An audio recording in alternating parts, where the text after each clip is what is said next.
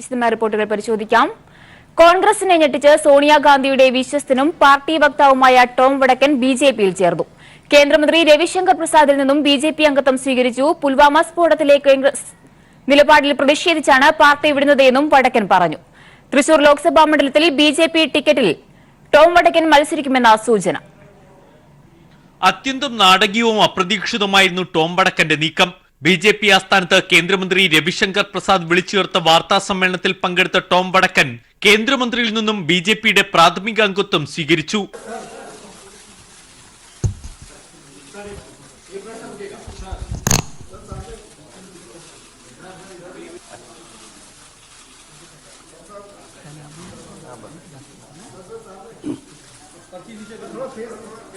AICC secretary, party വക്താവ് എന്നീ ചുമതലകളുള്ള Tom വടക്കൻ വിവിധ ചാനലുകളിൽ കോൺഗ്രസിനെ പ്രതിനിധീകരിക്കുന്നതിലൂടെ പ്രശസ്തനാണ്. പുൽവാമ സ്ഫോടനത്തിലെ കോൺഗ്രസ് നിലപാടിൽ പ്രതിഷേധിച്ചാണ് രാജിയെന്ന് പറഞ്ഞ വടക്കൻ പാർട്ടിക്കെതിരെ രൂക്ഷ വിമർശനമുയർത്തി. ആത്മാഭിമാനമുള്ള ആർക്കും കോൺഗ്രസിൽ തുടരാനാകില്ല. കുടുംബാധിപത്യമാണ് അവിടെയുള്ളത്. ഉപയോഗിച്ച ശേഷം വലിച്ചെറിയുന്നതാണ് കോൺഗ്രസ് രീതിയെന്നും വടക്കൻ കുറ്റപ്പെടുത്തി. ഞാൻ പറഞ്ഞു, പുൽവാമ അറ്റാക്ക് കഴിഞ്ഞ പിന്നെ ചോദ്യങ്ങൾ വന്നു. 40 മീര CRPF ജവാന്മാർ അവിടെ മരിച്ചു. അത് കഴിഞ്ഞ് ഒരു അറ്റാക്ക് എയർഫോഴ്സ് ഏർപ്പാട് ചെയ്തു. അതിൽ ചോദ്യങ്ങൾ ചോദിക്കാൻ തുടങ്ങി. അത് എങ്ങനെ മരിച്ചു, ആര് മരിച്ചു, എത്ര ആളുണ്ടായിരുന്നു, ശവങ്ങൾ എണ്ണിയോ? ഇത് ചോദ്യങ്ങളല്ല. ഇന്ത്യൻ എയർഫോഴ്സ് അവിടെ പോയി അറ്റാക്ക് ചെയ്തു. ഒരു നമ്മുടെ എയർഫോഴ്സ് പൈലറ്റ് അവിടെ പോയി പാരച്യൂട്ട് ചെയ്ത് ഇറങ്ങി. അവർ ഇന്ത്യയിലേക്ക് തിരിച്ചു വന്നു. അത് ബേസിക്കലി ഇന്ത്യൻ എയർഫോഴ്സിന്റെ കഴിവല്ലേ?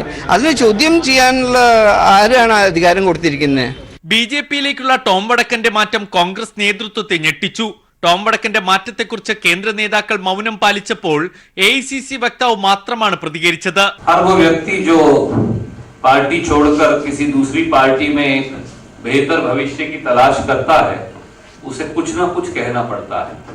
जब वो आज तक मोदी जी को गालियां देते थे, तो उसके बारे में मोदी जी का, रविशंकर जी का क्या ओपिनियन है? मुझे उम्मीद है आपके चैनल ने जरूर पूछा होगा.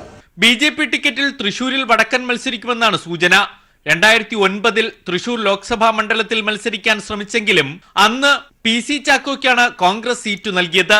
ചാനൽ ചർച്ചകളിൽ പാർട്ടി മുഖമായ വടക്കൻ തെരഞ്ഞെടുപ്പിന്റെ പടിവാതിൽക്കൽ നിൽക്കവേ BJPയിൽ എത്തുന്നത് കോൺഗ്രസിന് വലിയ തിരിച്ചടിയാകും.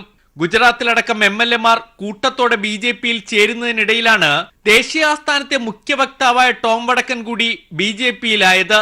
News bureau, Delhi. സ്ഥാനാർത്ഥി പ്രഖ്യാപനത്തിന് മുൻപ് പാർട്ടി വിട്ടത് സീറ്റ് കിട്ടാത്തതിനാൽ പാർട്ടി വിട്ടുവെന്ന വിമർശനം ഒഴിവാക്കാനാണ് എന്ന് ടോം വടക്കൻ പീപ്പിളിനോട്. BJP ഏത് ചുമതല നൽകിയാലും അത് നിർവഹിക്കാൻ തയ്യാറാണ് എന്നും ടോം വടക്കൻ പറഞ്ഞു. ദില്ലിയിൽ നിന്നും ശരത്ത് തയ്യാറാക്കിയ റിപ്പോർട്ട്. കോൺഗ്രസ് വിട്ട് BJPയിൽ ചേർന്ന ടോം വടക്കൻ ഇപ്പോൾ പീപ്പിൾ TVയോടൊപ്പം ചേരുകയാണ്. ഏത് സാഹചര്യത്തിലാണ് സർ ഈ തരത്തിലൊരു തീരുമാനത്തിലേക്ക് നീങ്ങേണ്ടി വന്നത്? ഞാൻ പറഞ്ഞു, പുൽവാമ അറ്റാക്ക് കഴിഞ്ഞ പിന്നെ ചോദ്യങ്ങൾ വന്നു. 40 മീര CRPF ജവാന്മാർ അവിടെ മരിച്ചു. അത് കഴിഞ്ഞ് ഒരു അറ്റാക്ക് എയർഫോഴ്സ് ഏർപ്പാട് ചെയ്തു. അതിൽ ചോദ്യങ്ങൾ ചോദിക്കാൻ തുടങ്ങി. അത് എങ്ങനെ മരിച്ചു, ആര് മരിച്ചു, എത്ര ആളുണ്ടായിരുന്നു, ശവങ്ങൾ എണ്ണിയോ? ഇത് ചോദ്യങ്ങളല്ല. ഇന്ത്യൻ എയർഫോഴ്സ് അവിടെ പോയി അറ്റാക്ക് ചെയ്തു. ഒരു നമ്മുടെ എയർഫോഴ്സ് പൈലറ്റ് അവിടെ പോയി പാരച്യൂട്ട് ചെയ്ത് ഇറങ്ങി. അവർ ഇന്ത്യയിലേക്ക് തിരിച്ചു വന്നു. അത് ബേസിക്കലി ഇന്ത്യൻ എയർഫോഴ്സിന്റെ കഴിവല്ലേ? അതിനെ ചോദ്യം ചെയ്യാനുള്ള ആരാണ് അധികാരം കൊടുത്തിരിക്കുന്നത്? പാർലമെന്ററി രംഗത്താണോ അല്ല പാർട്ടി രംഗത്ത് പ്രവർത്തിക്കാനാണോ താല്പര്യം? അവരെവിടെ വേണമെങ്കിൽ വെച്ചോട്ടെ. അവർ നാഗാലാൻഡിൽ അയച്ച് ക്യാമ്പയിൻ ചെയ്യാൻ അയച്ചാൽ ഞാൻ അങ്ങോട്ട് പോകും. പാർട്ടി വർക്കറാണ്. എനിക്ക് പാർട്ടിയുടെ പ്രോഗ്രാംസും നെറേറ്റീവിടെ മൂവ്മെൻ്റാണ് ഞാൻ ശ്രദ്ധിക്കുന്നത്. അപ്പോൾ ഈ കേരളത്തിലെ BJPയുടെ ഭാഗമായി തെരഞ്ഞെടുപ്പിൽ മത്സരിക്കാനുള്ള സാധ്യതയെക്കുറിച്ച് എന്താണ്? ഞാൻ ഒന്നും തന്നെ ആവശ്യപ്പെട്ടിട്ടില്ല. ആവശ്യപ്പെട്ടാലല്ലേ ഇഷ്യൂ വരുന്നത്.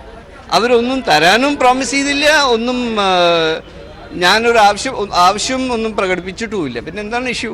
അല്പം മുൻപ് BJPയിൽ ചേർന്ന കോൺഗ്രസ് നേതാവ് ടോം വടക്കനാണ് ഇപ്പോൾ പീപ്പിൾ TVയോടൊപ്പം ചേർന്നത്. തുടർച്ചയായി കോൺഗ്രസ് നേതാക്കൾ BJPയിൽ പോകുന്ന കാഴ്ച വീണ്ടും ആവർത്തിച്ചിരിക്കുന്നു എന്നുള്ളത് തന്നെയാണ് ഏറ്റവും പ്രധാനം. ഇടതുപക്ഷം ആവർത്തിച്ചുകൊണ്ട് പറയുന്ന ഒരു വിമർശനമാണ് കോൺഗ്രസ് എന്ന് പറയുന്നത് നാളെ BJP ആവാൻ വേണ്ടി പോകുന്നവരാണ് എന്നുള്ളത്. അതൊരിക്കൽ കൂടി അടിവരയിടുന്ന ഒരു കാഴ്ച കൂടിയാണ് ഇന്ന് ടോം വടക്കന്റെ കാര്യത്തിൽ സംഭവിച്ചിരിക്കുന്നത്. ക്യാമറാമാൻ അതുലിനൊപ്പം Sarath K Sasi, news bureau, Delhi. Congress MLA-മാർക്കെതിരെ ലൈംഗിക പീഡനത്തിന് കേസെടുത്തത് അടൂർ പ്രകാശ്, ഹൈബി ഈഡൻ, AP അനിൽകുമാർ എന്നിവർക്കെതിരെ. ക്രൈംബ്രാഞ്ച് കേസെടുത്തത് സോളാറിൽ സഹായം വാഗ്ദാനം ചെയ്ത് പീഡിപ്പിച്ചുവെന്ന ഇരയുടെ പരാതിയിൽ. ഇപ്പോൾ വിവരങ്ങളുമായി സാലി മുഹമ്മദ് ചേരുകയാണ്. സാലി, ഏതൊക്കെ വകുപ്പുകൾ പ്രകാരമാണ് ഇവർക്കെതിരെ കേസെടുത്തിരിക്കുന്നത്? എന്തൊക്കെയാണ് മറ്റു വിശദാംശങ്ങൾ? ഹൈബിക്കെതിരെ ബലാത്സംഗത്തിനും അടൂർ പ്രകാശ്, AP അനിൽകുമാർ എന്നിവർക്കെതിരെ പ്രകൃതി വിരുദ്ധ ലൈംഗിക പീഡനത്തിനും സ്ത്രീത്വത്തെ അപമാനിച്ചതിനുമാണ് കേസ്. അതായത് ഗുരുതരമായ വകുപ്പുകൾ തന്നെയാണ് 3 പേർക്കുമെതിരെ ചുമത്തിയിരിക്കുന്നത് എന്ന് വ്യക്തം. ലൈംഗിക പീഡനത്തിന് ഇരയായ ഈ യുവതി ഇത് സംബന്ധിച്ച് പോലീസിന് മുൻപ് പരാതി സമർപ്പിച്ചിരുന്നു. പലർ ഇത്തരത്തിൽ തന്നെ പീഡിപ്പിച്ചു എന്ന് ചൂണ്ടിക്കാട്ടി വിവിധ പരാതികൾ ഓരോരുത്തർക്കുമെതിരെ വെവ്വേറെ പരാതികളാണ് സമർപ്പിച്ചിരുന്നത്. ഈ പരാതികളും ഈ ഇരയുടെ മൊഴികളും നിയമോപദേശത്തിന് ക്രൈംബ്രാഞ്ച് കൈമാറിയിരുന്നു. ഈ ഓരോ മൊഴിയും ഓരോ പരാതിയും പരിശോധിച്ച് നിയമവിദഗ്ധർ നിയമോപദേശം നൽകി വരികയാണ് ക്രൈംബ്രാഞ്ചിന്. അതിൽ കഴിഞ്ഞ ദിവസമാണ് ഈ 3 പേർക്കുമെതിരെ നിയമവിദഗ്ധർ നിയമോപദേശം നൽകിയത്. അതിൽ പറഞ്ഞിരിക്കുന്നത് ഈ പരാതിയുടെയും മൊഴിയുടെയും അടിസ്ഥാനത്തിൽ ഇവർക്കെതിരെ കേസെടുക്കാൻ നിയമപരമായി സാധ്യതകളുണ്ട്, നിലനിൽക്കും എന്നായിരുന്നു നിയമോപദേശം. അതിന്റെ അടിസ്ഥാനത്തിലാണ് തിരുവനന്തപുരം ക്രൈംബ്രാഞ്ച് വിഭാഗം FIR ഇട്ടത്. ആദ്യം തിരുവനന്തപുരം കോടതിയിൽ നൽകിയെങ്കിലും ഇപ്പോൾ ജനപ്രതിനിധികൾക്കെതിരായ കേസുകൾ കൈകാര്യം ചെയ്യുന്ന ഒരു പ്രത്യേക കോടതി കൊച്ചിയിൽ സ്ഥാപിച്ചിട്ടുണ്ട്. ആ കോടതിയിലേക്ക് കേസ് മാറ്റിയിരിക്കുകയാണ്. ഈ കോടതിയിൽ ഹാജരായി ഇനി 3 MLA-മാരും ജാമ്യമെടുക്കുകയും തുടർന്ന് വിചാരണ ഉൾപ്പെടെയുള്ള തുടർ നടപടികൾക്ക് വിധേയമാവുകയും ചെയ്യണം. നമുക്കറിയാം, ഉമ്മൻചാണ്ടി, KC വേണുഗോപാൽ എന്നിവർക്കെതിരെ സമാനമായ പരാതി ലഭിക്കുകയും പോലീസ് കേസെടുക്കുകയും ചെയ്തിരുന്നു. അതിപ്പോൾ ഹൈക്കോടതിയുടെ പരിഗണനയിലാണ്. അതാണ് അതിന്റെ നിയമവശം. പക്ഷേ ഇതിന് രാഷ്ട്രീയമായ മറ്റു ചില വശങ്ങളുണ്ട്. ഈ 3 പേരുകളും AP അനിൽകുമാർ, ഹൈബി ഈഡൻ, അടൂർ പ്രകാശ്, ഈ 3 പേരുകളും കോൺഗ്രസിന്റെ സ്ഥാനാർത്ഥി പട്ടികയിൽ സാധ്യതാ ലിസ്റ്റിൽ ഉള്ള ആളുകളാണ്. അവരുടെ പേരുകൾ പല മണ്ഡലങ്ങളിലും പറഞ്ഞു കേൾക്കുന്നുണ്ട്. അതുകൊണ്ട് തന്നെ ഇപ്പോൾ വന്നിരിക്കുന്ന നിയമ നടപടികൾ കോൺഗ്രസിനെ വല്ലാതെ രാഷ്ട്രീയമായി പ്രതിസന്ധിയിലാക്കും എന്നുള്ള കാര്യം വ്യക്തമാണ്. മറ്റൊന്ന്, ഈ 3 പേരിൽ സ്ഥാനാർത്ഥികളാകുന്നവർ നേരിടുന്ന മറ്റു ചില പ്രശ്നങ്ങൾ കൂടിയുണ്ട്. ഒന്ന്, ഈ കഴിഞ്ഞ ദിവസം തെരഞ്ഞെടുപ്പ് കമ്മീഷൻ ഒരു കാര്യം നിർദ്ദേശിച്ചിരുന്നു. തങ്ങൾക്കെതിരായ ഏതെങ്കിലും ക്രിമിനൽ കേസുകൾ എവിടെയെങ്കിലും നിലനിൽക്കുന്നുണ്ടെങ്കിൽ അത് പത്രദൃശ്യ മാധ്യമങ്ങൾ മുഖേന വോട്ടർമാർക്ക് മുന്നിൽ പരസ്യപ്പെടുത്തണം എന്ന ഒരു നിബന്ധന കൃത്യമായി സ്ഥാനാർത്ഥികൾക്കും രാഷ്ട്രീയ പാർട്ടികൾക്കും തെരഞ്ഞെടുപ്പ് കമ്മീഷൻ നൽകിയിരുന്നു. ഇനി ഇവർ 3 പേരും സ്ഥാനാർത്ഥികളാവുകയാണെങ്കിൽ ഈ 3 പേരും തങ്ങൾക്കെതിരായി ഈ കുറ്റകൃത്യങ്ങൾ നിലനിൽക്കുന്ന FIR ഉണ്ട്, കേസുണ്ട് എന്ന് പരസ്യപ്പെടുത്തേണ്ടി വരും. അങ്ങനെയാണെങ്കിൽ ഹൈബി ഈഡൻ താൻ നൽകുന്ന പരസ്യത്തിൽ താൻ ബലാത്സംഗ കേസിലെ പ്രതിയാണ് എന്ന് പറയേണ്ടി വരും. AP അനിൽകുമാറും അടൂർ പ്രകാശും താൻ പ്രകൃതി വിരുദ്ധ ലൈംഗിക പീഡന കേസിലെ പ്രതിയാണ് എന്ന് വെളിപ്പെടുത്തേണ്ടി വരും. ഇതാണ് കോൺഗ്രസിനെ രാഷ്ട്രീയമായി നേരിടുന്ന ഒരു പ്രശ്നം. പക്ഷെ നിയമപരമായി ഈ കേസ് നിലനിൽക്കും എന്ന് തന്നെയാണ് നിയമോപദേശകർ നൽകുന്ന വിവരം. കാരണം ഒരു ലൈംഗിക പീഡനത്തിന് ഇരയായ യുവതി നൽകുന്ന പരാതിയിന്മേൽ തുടർ നടപടികൾ സ്വീകരിക്കുക എന്നുള്ളത് പോലീസിന്റെ നിയമപരമായ ബാധ്യതയാണ്. അത് കൃത്യമായി നിർഭയ കേസിൽ അമെന്റ്മെന്റിന് ശേഷം കൂടുതൽ കർക്കശമായി നടപ്പിലാക്കാൻ സുപ്രീം കോടതി നിർദ്ദേശിക്കുകയും ചെയ്തിട്ടുണ്ട്. അതിന്റെ അടിസ്ഥാനത്തിലാണ് ഇപ്പോൾ തുടർ നടപടികളുമായി മുന്നോട്ട് പോകുന്നത്. വ്യക്തമാണ്. സോളാർ കേസിൽ കോൺഗ്രസ് MLA-മാർക്കെതിരെ ലൈംഗിക പീഡന കേസ്. ഹൈബി ഈഡൻ, അടൂർ പ്രകാശ്, ഒപ്പം തന്നെ AP അനിൽകുമാർ എന്നിവർക്കെതിരെയാണ് കേസെടുത്തിരിക്കുന്നത്. വിശദാംശങ്ങളാണ് സാലി നൽകിയത്. ടോം വടക്കിന്റെ വരവിനെ സ്വാഗതം ചെയ്യുന്നതായി BJP സംസ്ഥാന പ്രസിഡന്റ് PS ശ്രീധരൻപിള്ള. ഇത്തരം കൂടുതൽ വാർത്തകൾ കേൾക്കാമെന്നും ശ്രീധരൻപിള്ള പറഞ്ഞു. കോൺഗ്രസ് മുങ്ങുന്ന കപ്പലാണെന്നും ശ്രീധരൻപിള്ള കോഴിക്കോട് പറഞ്ഞു. കോൺഗ്രസിന്റെ ഉന്നതന്മാരായ നേതാക്കന്മാർ, APC ചുമതലകളും മറ്റും വഹിച്ചിരുന്ന ആൾക്കാർ, അല്ലെങ്കിൽ ആ തരത്തിൽ ചുമതലയുള്ളവർ, അവരെ വരെ ഞാൻ ഡൽഹിയിൽ പോയി നെഗോഷിയേറ്റ് ചെയ്യാനായിട്ട് കൊണ്ടുപോകേണ്ടി വന്നിട്ടുണ്ട് കേരളത്തിൽ നിന്ന്. ഞാൻ പേരൊന്നും പറയുന്നില്ല, എല്ലാവർക്കും അറിയാം. അപ്പോൾ അതുകൊണ്ട് കോൺഗ്രസ് ഒരു മുങ്ങുന്ന കപ്പലാണ്. അതിൽ നിന്ന് ആളുകൾ ചാടി രക്ഷപ്പെട്ടുകൊണ്ടിരിക്കും. ടോം വടക്കൻ വന്നത് ഒരാദർശപരമായ കാരണങ്ങളുടെ പേരിലാണ്. വാസ്തവത്തിൽ ഇത്ര ഒരു പാർട്ടിയുടെ ഔദ്യോഗിക വ്യക്താവായി ഡൽഹി ഇരിക്കാന്ന് വെച്ചാൽ ഏറ്റവും വലിയൊരു കാര്യമാണ്. അങ്ങനെയുള്ള ഒരാൾ ഇന്ന് ഈ ദേശവിരുദ്ധ താല്പര്യങ്ങൾക്ക് വേണ്ടി വഴിപ്പെടുന്നതിൽ മനംനൊന്ത് വന്നത് നല്ല കാര്യമാണ്. മലയാളി ചിന്തിക്കേണ്ടതാണ്. ഞങ്ങളേതായാലും ഇങ്ങനെ വരുന്ന ആളുകളെ എല്ലാം സ്വാഗതം ചെയ്യുന്നു. ടോം വടക്കിനെ പോലെ നിരവധി പേർ ഇനിയും കോൺഗ്രസിൽ നിന്ന് കൊഴിയുമെന്ന് മന്ത്രി MM മണി. കോൺഗ്രസുകാരെ തെരഞ്ഞെടുപ്പിൽ ജയിപ്പിച്ചാൽ ടോം വടക്കിന്റെ സ്ഥിതിയാകുമെന്നും മന്ത്രി പറഞ്ഞു. RSS BJP-യിലുള്ള 65% പേരും കോൺഗ്രസുകാരാണെന്നും MM മണി തൊടുപുഴയിൽ പറഞ്ഞു. ഇന്ന് RSS-ഉം BJP-യിലുമുള്ള 65%-ലധികം ആളുകൾ കോൺഗ്രസിന്റെ ആളുകളാണ്, പഴയ കേന്ദ്രമന്ത്രിമാർ, സംസ്ഥാന മുഖ്യമന്ത്രിമാർ, എച്ച് എം ബഹുഗുണയുടെ മക്കള്, പിന്നെ കർണാടകത്തിലെ എസ്.എൻ. കൃഷ്ണ, ഇങ്ങനെയെല്ലാം മാറിയിട്ടുണ്ട്. ഇപ്പൊ പുതിയത് മാറിക്കൊണ്ടിരിക്കുന്നു. ടോം വടക്കൻ അടക്കം മാറിക്കൊണ്ടിരിക്കുന്നു. ഏറ്റവും അവസാനത്തെ പേരാണ് ടോം വടക്കൻ എന്നാണ് ഞങ്ങൾ കരുതുന്നത്. അത് തന്നെയാണ് കോൺഗ്രസ് ഇന്നത്തെ നിലയിലെത്തിയത്. കാരണം കോൺഗ്രസ് ഇങ്ങനെ മാറാൻ കാരണം കോൺഗ്രസും BJPയും തമ്മിൽ ഏതാണ്ട് സദൃശമുണ്ട്, അതാണ് യോജിപ്പുണ്ട്. തിരികെ വാർത്തകളിലേക്ക്. ശബരിമല വിഷയം ഉന്നയിച്ച് ശബരിമല കർമ്മസമിതി വീടുകളിൽ ലഘുലേഖകൾ പ്രചരിപ്പിക്കുന്നതായി പരാതി. ഇതിനെതിരെ LDF ഇലക്ടറൽ ഓഫീസർക്കും ജില്ലാ കളക്ടർക്കും പരാതി നൽകി. മതചിഹ്നങ്ങളും ദൈവങ്ങളുടെ ചിത്രങ്ങളും തെരഞ്ഞെടുപ്പ് പ്രചരണത്തിന് ഉപയോഗിക്കാൻ പാടില്ലെന്നിരിക്കെയാണ് BJP പ്രവർത്തകർ ശബരിമല വിഷയം മുൻനിർത്തി രാഷ്ട്രീയ മുതലെടുപ്പ് നടത്തുന്നത് എന്ന് LDF തിരുവനന്തപുരം പാർലമെന്റ് മണ്ഡലം കമ്മിറ്റി കുറ്റപ്പെടുത്തി. ശബരിമല കർമ്മസമിതിയുടെ പേരിൽ BJP പ്രവർത്തകരാണ് വീടുകൾ കയറിയിറങ്ങി ലഘുലേഖകൾ വിതരണം ചെയ്യുന്നത്. നരേന്ദ്രമോദിക്കും BJPക്കും വോട്ടഭ്യർത്ഥിച്ചുകൊണ്ടുള്ള നോട്ടീസിനോടൊപ്പം ശബരിമല വിഷയം മുൻനിർത്തിയുള്ള ചോദ്യങ്ങളും ഉൾപ്പെടുത്തിയിട്ടുണ്ട്. സുപ്രീം കോടതി വിധിയെ വസ്തുതാവിരുദ്ധമായി ചിത്രീകരിക്കുന്നതാണ് ലഘുലേഖകളെന്ന് LDF ചൂണ്ടിക്കാട്ടി. ഇടതുപക്ഷ ജനാധിപത്യ മുന്നണിയെക്കുറിച്ച് വോട്ടർമാർക്കിടയിൽ അവമതിപ്പും തെറ്റിദ്ധാരണയും പരത്താനും സമൂഹത്തിൽ മതസ്പർദ്ധ വളർത്താനും ലക്ഷ്യമിട്ടാണ് ലഘുലേഖ പ്രചരിപ്പിക്കുന്നതെന്ന് LDF തിരുവനന്തപുരം പാർലമെന്റ് മണ്ഡലം തെരഞ്ഞെടുപ്പ് കമ്മിറ്റി ചെയർമാൻ M. വിജയകുമാർ പറഞ്ഞു. തെരഞ്ഞെടുപ്പ് കോഡ് ഓഫ് കോണ്ടക്റ്റിനെതിരാണ്, തെരഞ്ഞെടുപ്പ് ചട്ടങ്ങൾക്കെതിരാണ്, ഇന്ത്യൻ ഭരണഘടനയ്ക്കുമെതിരാണ്. മതത്തിന്റെ പേരിലും ദൈവത്തിന്റെ പേരിലും വോട്ട് പിടിക്കാൻ പാടില്ല. കോടതികളുടെ വിധികളുണ്ട്. സുപ്രീം കോടതി വിധി തെരഞ്ഞെടുപ്പ് പ്രചാരണത്തിന് ഉപയോഗിക്കുന്നതും ശബരിമല വിധി തെറ്റായി പ്രചരിപ്പിക്കുന്നതും തെരഞ്ഞെടുപ്പ് ചട്ടങ്ങൾക്കെതിരാണ്. BJP സംസ്ഥാന കമ്മിറ്റി തയ്യാറാക്കിയ മോദി സർക്കാരിന്റെ പ്രവർത്തനങ്ങളും ലഘുലേഖകൾക്കൊപ്പം വിതരണം ചെയ്യുന്നുണ്ട്. വാർത്താസമ്മേളനത്തിൽ CPM തിരുവനന്തപുരം ജില്ലാ സെക്രട്ടറി ആനാവൂർ നാഗപ്പൻ, CPI ജില്ലാ സെക്രട്ടറി GR അനിൽ എന്നിവർ പങ്കെടുത്തു. News bureau, Thiruvananthapuram. കേരള കോൺഗ്രസിലെ തർക്കത്തിൽ ഹൈക്കമാൻഡിന് അതൃപ്തി. തർക്കം തെരഞ്ഞെടുപ്പിൽ കോൺഗ്രസിന്റെ മുൻതൂക്കം നഷ്ടപ്പെടുത്തി. മറ്റ് സീറ്റുകളിലെ ജയസാധ്യതയെയും ഇത് ബാധിക്കുമെന്നാണ് വിലയിരുത്തൽ. ഇനി കേരള കോൺഗ്രസിനോട് ഉദാര സമീപനം വേണ്ടെന്ന് കോൺഗ്രസിലെ ഒരു വിഭാഗം നിലപാടെടുത്തു. പ്രതിസന്ധി രൂക്ഷമായാൽ കോട്ടയം സീറ്റ് ഏറ്റെടുക്കുമെന്ന അഭിപ്രായവും കോൺഗ്രസിൽ ശക്തമാവുകയാണ്. ഇപ്പോൾ ലഭിച്ച മറ്റൊരു വാർത്തയിലേക്ക് പോവുകയാണ്. PJ ജോസഫ് ഇടുക്കിയിൽ മത്സരിക്കാൻ സാധ്യത. വിശദാംശങ്ങളുമായി ഇപ്പോൾ ലെസ്ലി ചേരുകയാണ്. ലെസ്ലി, നേരത്തെ കോട്ടയത്ത് PJ ജോസഫിന് സ്ഥാനാർത്ഥിത്വം നിഷേധിച്ചതിനെതിരെ വലിയ രീതിയിലുള്ള എതിർപ്പുകൾ ഉണ്ടായിരുന്നു. ഏത് സാഹചര്യത്തിലാണ് ഇപ്പോൾ പെട്ടെന്ന് ഇത്തരത്തിൽ ഇടുക്കിയിൽ PJ ജോസഫിനെ മത്സരിപ്പിക്കും എന്ന ഒരു തീരുമാനത്തിലേക്ക് എത്തിയത്?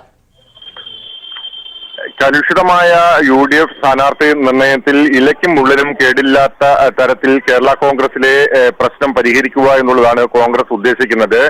ഇതിനുള്ള നീക്കമാണ് ഇപ്പോൾ നടന്നുകൊണ്ടിരിക്കുന്നത്. എന്തായാലും PJ ജോസഫിനെ ഇടുക്കിയിൽ പൊതു സമരത്തിനുള്ള സ്ഥാനാർത്ഥിയായി നിശ്ചയിക്കാനുള്ള സാധ്യതയാണ് തെളിയുന്നത്. മധ്യ തിരുവിതാംകൂറിൽ റോമൻ കത്തോലിക്ക വിഭാഗത്തിന് വലിയ സ്വാധീനമുള്ള പ്രദേശമാണ്. ഈ പ്രദേശത്ത് നാളിതുവരെ ഒരു സ്ഥാനാർത്ഥിയെ നൽകിയിട്ടില്ല എന്നുള്ള കാര്യം റോമൻ കത്തോലിക്ക ബിഷപ്പ് ആലഞ്ചേരി ഉൾപ്പെടെയുള്ളവർ ഇന്ന് രാവിലെ തൃശൂർ രാമനിലയത്തിലെത്തി രാഹുൽ ഗാന്ധിയെ ബോധിപ്പിക്കുകയും ചെയ്തിരുന്നു. ഇത്തരത്തിൽ റോമൻ കത്തോലിക്ക വിഭാഗത്തിൽ നിന്നും ഒരു സ്ഥാനാർത്ഥിയെ സഭ ആഗ്രഹിക്കുന്നുണ്ട് എന്നുള്ള കാര്യം ബിഷപ്പ് രാഹുൽ ഗാന്ധിയോട് പറയുകയും ചെയ്തു. ഇത് ഇടുക്കിയിൽ PJ ജോസഫ് ആയാലും കുഴപ്പമില്ല എന്നുള്ള ഒരു നിലപാടാണ് സഭ സ്വീകരിച്ചിരിക്കുന്നത്. ഇത് പരിശോധിച്ച് വേണ്ട നടപടിക്രമങ്ങളിലേക്കായിരിക്കും ഇനി കോൺഗ്രസ് ഹൈക്കമാൻഡ് പോകുക.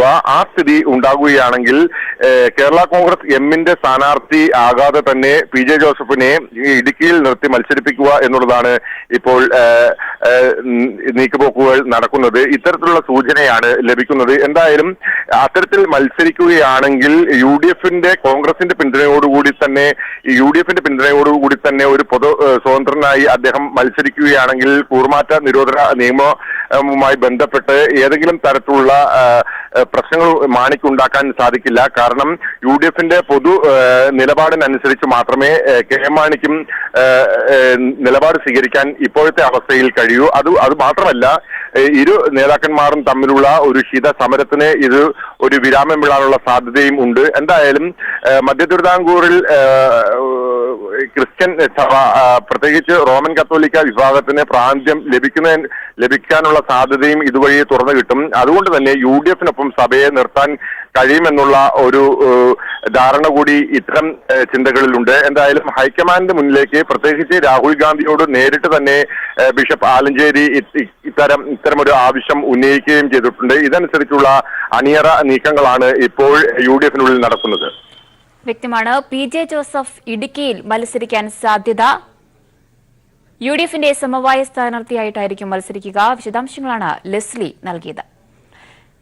കേരള കോൺഗ്രസിൽ ജനാധിപത്യ കീഴ്വഴക്കം അട്ടിമറിക്കപ്പെടുമെന്ന് മോൻസ് ജോസഫ് MLA. PJ ജോസഫിന്റെ പേര് മാത്രമാണ് സ്ഥാനാർത്ഥി പട്ടികയിൽ ഉണ്ടായിരുന്നത്. പിന്നീടാണ് തോമസ് ചാഴിക്കാടൻ സ്ഥാനാർത്ഥിയായത്. PJ ജോസഫിനെ സ്ഥാനാർത്ഥിയാക്കാൻ കോൺഗ്രസ് നേതൃത്വം വിട്ടുവീഴ്ച ചെയ്യുമെന്ന് പ്രതീക്ഷയെന്നും മോൻസ് ജോസഫ് പീപ്പിൾ ടിവിയോട്. കോട്ടയത്ത് കേരള കോൺഗ്രസ് എമ്മിന്റെ സ്ഥാനാർത്ഥി നിർണയത്തിന് ശേഷം രാഷ്ട്രീയ കേരളം മുഴുവൻ ശ്രദ്ധയും ഇപ്പോൾ കൊടുത്തിരിക്കുന്ന ജോസഫ് വിഭാഗത്തിലേക്കാണ്. ജോസഫ് വിഭാഗത്തിലെ രണ്ടാമനായ കടുത്തുരുത്തി MLA കൂടിയായ മോൻസ് ജോസഫ് ഇപ്പോൾ നമ്മോടൊപ്പം ചേരുകയാണ്. ഈ ജനാധിപത്യപരമായ നടപടിക്രമങ്ങളിലൂടെയാണ് സ്ഥാനാർത്ഥിയെ തീരുമാനിച്ചത്. പക്ഷേ ചിലർ കവല പ്രസംഗങ്ങളിലൂടെ അതിനെ അവഹേളിക്കുന്നു എന്ന തരത്തിലുള്ള പ്രസ്താവന പാർട്ടി നേതൃത്വത്തിന്റെ ഭാഗത്തുനിന്നുണ്ടാകുന്നു. യഥാർത്ഥത്തിൽ ജനാധിപത്യ നടപടിക്രമത്തിലൂടെ തന്നെയാണോ സ്ഥാനാർത്ഥി നിർണ്ണയിക്കപ്പെട്ടത്? അല്ല, കവല പ്രസംഗം പുതിയ ഒന്നും നടന്നില്ലല്ലോ. അങ്ങനെയുള്ള ഒരു സാഹചര്യം ഉണ്ടായില്ല. പിന്നെ എന്തിനാണ് ആ പ്രശ്നത്തിന് മറുപടി പറയുന്നത്?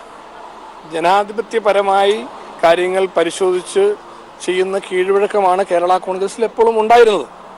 ഇപ്പോഴും പാർലമെന്ററി പാർട്ടി യോഗം ചേർന്ന് ചർച്ച ചെയ്തതും സ്റ്റിയറിംഗ് കമ്മിറ്റി യോഗം ചേർന്നതും ജനാധിപത്യപരമായുള്ള ഭരണഘടനാനുസൃതമായിട്ടുള്ള നടപടിയാണ്. കേരള കോൺഗ്രസ് പാർട്ടിയുടെ സ്റ്റിയറിംഗ് കമ്മിറ്റി യോഗമാണ് സ്ഥാനാർത്ഥികളെ നിശ്ചയിക്കാൻ പാർട്ടിപരമായി അധികാരപ്പെട്ടിട്ടുള്ള സമിതി. അതിവിടെയും ആദ്യം ചെയ്തിട്ടുണ്ട്.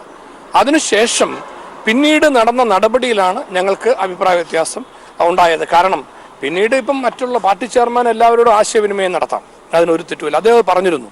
പക്ഷേ പിന്നീട് ഏതോ ഒരു യോഗം ചേർന്നു എന്ന് പറയുന്നത് അല്ലെങ്കിൽ അങ്ങനെ ഒരു നിലയിൽ പറയുന്നുണ്ട്. അതിപ്പം ഞങ്ങളാരും ആ യോഗത്തിൽ പങ്കെടുത്തിട്ടില്ല. അങ്ങനെ യോഗമുള്ള ഞങ്ങളെ ആരും അറിയിച്ചിട്ടില്ല. PJ ജോസഫിന്റെ സ്ഥാനാർത്ഥിത്വവുമായി ബന്ധപ്പെട്ട ആവശ്യമുയർന്നിരുന്നു. പാർട്ടി സ്റ്റിയറിംഗ് കമ്മിറ്റി ചർച്ച ചെയ്തപ്പോഴും പാർട്ടിയുടെ പാർലമെന്ററി പാർട്ടി യോഗത്തിൽ വന്നപ്പോഴും ഒരു പേര് മാത്രമാണ് പൊതുവെ ചർച്ച ചെയ്യപ്പെട്ടത്. അത് ശ്രീ PJ ജോസഫിന്റെ പേരാണ്. പക്ഷേ ശ്രീ തോമസ് ചാഴിക്കാടനെ ഇപ്പോൾ സ്ഥാനാർത്ഥിയായി പാർട്ടി പ്രഖ്യാപിച്ചപ്പോൾ ഞങ്ങൾ ആ സ്ഥാനാർത്ഥിയെ മാറണമെന്നോ സ്ഥാനാർത്ഥിയെ മാറ്റി ചെയ്യണമെന്നോ ഒന്നുമുള്ള ആവശ്യം ആരും ഉന്നയിച്ചിട്ടില്ല. ആശ്വാസം പകരുന്ന ചില നടപടികളും അല്ലെങ്കിൽ തീരുമാനങ്ങളും ഉണ്ടാകും എന്ന പ്രതീക്ഷയിൽ തന്നെയാണ് ജോസഫ് വിഭാഗം. ക്യാമറാമാൻ സാംജിത് ആർപ്പുക്കരോടൊപ്പം കോട്ടയത്ത് നിന്നും TP പ്രശാന്ത്. മുല്ലശ്ശേരിയിലെ CPIM പ്രവർത്തകൻ ഷിഹാബുദ്ദീനെ കൊലപ്പെടുത്തിയ കേസിൽ 7 പ്രതികൾക്കും ജീവപര്യന്തം. പ്രതികൾ 4 വർഷം തടവ് വേറെയും അനുഭവിക്കണം. ജില്ലാ സെഷൻസ് കോടതിയാണ് ശിക്ഷ വിധിച്ചത്. ഇപ്പോൾ വിശദാംശങ്ങളുമായി അബിറാം ചേരുകയാണ്. അബിറാം, വിശദാംശങ്ങൾ.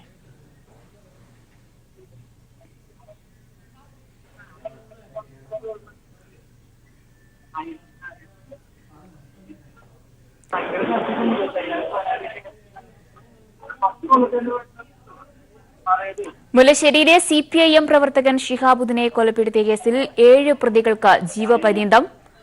പ്രതികൾക്ക് 4 വർഷം തടവ് വേറെയും അനുഭവിക്കേണ്ടതായി വരും. ജില്ലാ സെഷൻസ് കോടതിയാണ് ശിക്ഷ വിധിച്ചിരിക്കുന്നത്. ഇപ്പോൾ വിശദാംശങ്ങളുമായി അബിറാം ഒരിക്കൽ കൂടി ചേരുകയാണ്. അബിറാം, വിശദാംശങ്ങൾ. ബിബിന 2015 മാർച്ച് 1 കേസിനകമായ സംഭവം നടന്നത്. RSSകാർ ഈ ഷിഹാബുദ്ദീനെ വണ്ടി തടഞ്ഞു നിർത്തി വെട്ടിക്കൊലപ്പെടുത്തുകയായിരുന്നു. ഈ കേസിലാണ് ഇപ്പോൾ 7 RSS പ്രവർത്തകർക്ക് ജില്ലാ സെഷൻസ് കോടതി ജീവപര്യന്തം തടവ് വിധിക്കുന്നത്. ജീവപര്യന്തത്തിന് പുറമെ തന്നെ 4 വർഷം തടവും ഇത് കൂടാതെ 5000 രൂപ പിഴയും ഇവർക്ക് കോടതി വിധിച്ചിട്ടുണ്ട്. ഇതെല്ലാം തന്നെ ഇവർ ഒന്നിച്ച് അനുഭവിക്കേണ്ടി വരികയും ചെയ്യും. ഇതിൽ ഏറ്റവും ശ്രദ്ധേയമായ കാര്യം, ഇപ്പോൾ മരിച്ച ഷിഹാബുദ്ദീൻ സഹോദരനെയും നേരത്തെ RSS കൊലപ്പെടുത്തിയിരുന്നു. ഈ ഒരു കുടുംബത്തിന് 2 സഹോദരങ്ങളെ RSS കൊലപ്പെടുത്തുന്ന ഒരു അപൂർവ സംഭവമായിരുന്നു തൃശ്ശൂരിലെ മുല്ലശ്ശേരിയിലെ സംഭവം. RSSകാരായ ഇളവള്ളി പട്ടാളി വീട്ടിൽ നവീൻ, ആയിരങ്കണ്ണി സ്വദേശി പ്രമോദ്, ചക്കുബസാർ വീട്ടിൽ രാഹുൽ, അതുപോലെ തന്നെ മുക്കോല വീട്ടിൽ വൈശാഖ്, സുബീർ എന്ന കണ്ണൻ, അതുപോലെ തന്നെ ബിജു, വിജയശങ്കർ എന്നീ പ്രതികൾക്കാണ് ഇപ്പോൾ കോടതി ശിക്ഷ വിധിച്ചിരിക്കുന്നത്. ഇവരെല്ലാം തന്നെ കൃത്യമായി കൊലപാതകത്തിൽ പങ്കെടുത്തുവെന്ന് പ്രോസിക്യൂഷന് തെളിയിക്കാൻ കഴിഞ്ഞിരുന്നു. ഇത് കൂടാതെ തന്നെ ഈ കേസിൽ ഇവർ പൈശാചികമായ കൊലപാതകം നടത്തിയാണെന്ന് കോടതി തെളിയിക്കപ്പെടുകയുണ്ടായി. ഈ പ്രതികളെല്ലാം തന്നെ ഇതിനുവേണ്ടി ഈ കൊലപാതകത്തിന് വേണ്ടി വാഹനം വാങ്ങുകയും വാഹനത്തിൽ സഞ്ചരിക്കുന്ന ഷിഹാബുദ്ദീനെ വാഹനം ഇടിച്ചിട്ട് തുറന്ന് വെട്ടിക്കൊല്ലുകയുമായിരുന്നു. ഷിഹാബുദ്ദീൻ 49 വെട്ടിലാണ് ആ സമയത്ത് ഏറ്റത്. എന്തായാലും അഡ്വക്കേറ്റ് KD ബാബുവാണ് സ്പെഷ്യൽ പബ്ലിക് പ്രോസിക്യൂട്ടർ. ഈ ഷിഹാബുദ്ദീന്റെ സഹോദരൻ എന്ന് പറഞ്ഞ പോലെ തന്നെ മുജീബ് റഹ്മാനെ നേരത്തെ RSS കൊലപ്പെടുത്തിയിരുന്നു. ആ കേസിന്റെ വിചാരണ ഇപ്പോഴും തുടങ്ങിയിട്ടില്ല. ഈ 2 പേരും തിരുനെല്ലൂർ മതിലകത്ത് വീട്ടിൽ ഗാദറിന്റെ മക്കളാണ്. 2006 ജനുവരി 20-നാണ് മുജീബ് റഹ്മാനെ RSR കൊലപ്പെടുത്തിയത്. അത്തരത്തിൽ ഒരു വീട്ടിലെ 2 ചെറുപ്പക്കാരാണ് RSS കൊലപ്പെടുത്തിയത്. ആ കേസിലാണ് ഇപ്പോൾ വിധി വന്നിരിക്കുന്നത്. ഈ കേസിൽ 7 പ്രതികളെയും കോടതി ജീവപര്യന്തം തടവിന് വിധിച്ചിരിക്കുകയാണ് ബിബിന. വ്യക്തമാണ്. മുല്ലശ്ശേരിയിലെ CPIM പ്രവർത്തകൻ ഷിഹാബുദ്ദീനെ വെട്ടിക്കൊലപ്പെടുത്തിയ കേസിൽ 7 പ്രതികൾക്കും ജീവപര്യന്തം, പ്രതികൾ 4 വർഷം തടവ് വേറെയും അനുഭവിക്കേണ്ടതായിട്ട് വരും. ജില്ലാ സെഷൻസ് കോടതിയാണ് ശിക്ഷ വിധിച്ചിരിക്കുന്നത്. വിവരങ്ങളാണ് അബിറാം നൽകിയത്. ആറ്റിങ്ങൽ LDF സ്ഥാനാർത്ഥി A സമ്പത്ത് വോട്ടഭ്യർത്ഥിച്ച് ശിവഗിരി മഠത്തിലെത്തി. സ്വാമി പ്രകാശാനന്ദ ഉൾപ്പെടെയുള്ളവർ ചേർന്ന് അദ്ദേഹത്തെ സ്വീകരിച്ചു. സ്വാമിമാരെയും ഭക്തജനങ്ങളെയും കണ്ട് വോട്ടഭ്യർത്ഥിച്ചാണ് സമ്പത്ത് മടങ്ങിയത്. ശിവഗിരി മഠത്തിലെത്തിയ ഡോക്ടർ A സമ്പത്തിന് മികച്ച സ്വീകരണമാണ് ലഭിച്ചത്. മുൻ പ്രസിഡന്റ് സ്വാമി പ്രകാശാനന്ദന്റെ നേതൃത്വത്തിലാണ് സമ്പത്തിനെ സ്വീകരിച്ചത്. പത്മശ്രീ വിശുദ്ധാനന്ദ, ജനറൽ സെക്രട്ടറി സ്വാമി സാന്ദ്രാനന്ദ, സ്വാമി വിശാലാനന്ദ, സ്വാമി ഗുരുപ്രസാദ്, സ്വാമി ഉദംബരാനന്ദ തുടങ്ങി മഠത്തിലെ ആത്മീയാചാര്യന്മാരുടെ അനുഗ്രഹം വാങ്ങിയാണ് സമ്പത്ത് മടങ്ങിയത്. മതമേതായാലും മനുഷ്യൻ നന്നായാൽ മതി എന്ന് നമ്മളെ പഠിപ്പിച്ച ആ മഹാനുഭാവന്റെ സമാധി സ്ഥലത്താണ്. കേരളത്തിൻ്റെ നവോത്ഥാന നായകന്മാരിൽ പ്രഥമ ഗണനീയനായിട്ടുള്ള ശ്രീനാരായണ ഗുരുദേവന്റെ പാദസ്പർശമേറ്റ മണ്ണാണ്. മനുഷ്യനെ നന്നാക്കുക എന്നതാണ് ലോകത്തിലെ ഏറ്റവും പ്രയാസകരമായ ദൗത്യം എന്നത് സ്വന്തം അനുഭവ സമ്പത്തിൽ കൂടി മനസ്സിലാക്കിയ ആ മഹാനുഭാവൻ ഇവിടെ ശാന്തിയുടെ, സമാധാനത്തിൻ്റെ ദൗത്യമാണ് ശിവഗിരി ഉദ്ഘോഷിക്കുന്നത്. ഇത് ആറ്റിങ്ങൽ ലോക്സഭാ മണ്ഡലത്തിൻ്റെ ഭാഗമായിട്ടുള്ള ഒരു സ്ഥലം കൂടിയാണ്. നമ്മുടെയെല്ലാം തന്നെ ഒസ്യത്താണത്. നമ്മുടെയെല്ലാം പൊതുവായി അഭിമാനത്തിന്റെ ഉത്തുംഗ ശൃംഗങ്ങളിൽപ്പെടുന്നതാണ് ശിവഗിരി കുന്നുകൾ. വർക്കല MLA അഡ്വക്കേറ്റ് V ജോയിയും സമ്പത്തിനൊപ്പം ശിവഗിരിയിൽ എത്തിയിരുന്നു. നിത്യഹരിത നായകൻ പ്രേംനസീറിന്റെ കുടുംബാംഗങ്ങളെയും സമ്പത്ത് സന്ദർശിച്ച് വോട്ടഭ്യർത്ഥിച്ചു. News bureau, Thiruvananthapuram. ബുള്ളറ്റിൻ പൂർണ്ണമാകുന്നു. അടുത്ത വാർത്ത 6 മണിക്ക്. നമസ്കാരം.